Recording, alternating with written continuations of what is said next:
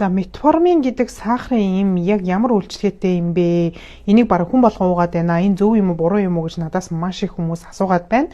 Тэгэхээр метформин гэдэг юм биш үү те? Чихрийн шижин буюу сахарын анхдагч сонголтын эм. Эмийг одоо 1950 оноос эхлээд одоо хүртэл хэрэглэсээр байгаа. Энэ метформин бидний цуснд байгаа сахарыг ямар замаар буулгадаг вэ гэхээр илэгнээс глюкоз буюу сахар үүсэлтийг дарангуйлж идэг. Одоо чинь бид нар хоол идэхээр биднэрт гаднаас нүүрс ус орж ирнэ те. Энэ нүүрс ус маань бидний нарийн гидсэн задраад хамгийн эцсийн бүтээгдэхүүн глюкоз буюу сахар үүсээд энэ бидний энергийн их үүсвэр болдгоо гэд би одоо маш олон хэлж байгаа. Ингээд бидний биеийг одоо хэрэгцээт энергиэр нь хангаад үлдсэн глюкоз маань яадаг вэ гэхээр илгэнд очиод гликоген гэдэг хэлбэрээр хадгалагддаг.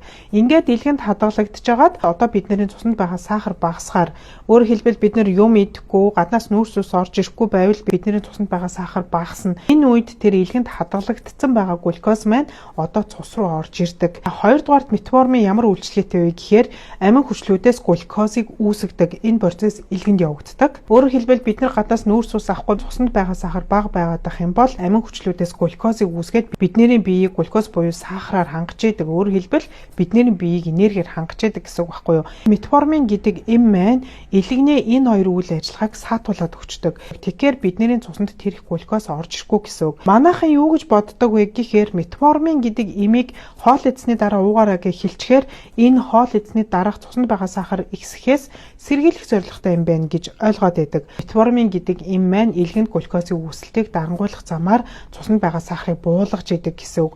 Ингэж илэгнээс тогтмол глюкоз баг багаар ялгарч идэг учраас бид нар шөнө унтж байгаа тохиолдолд бидний сахар ундаггүй гэсэн үг байхгүй юу?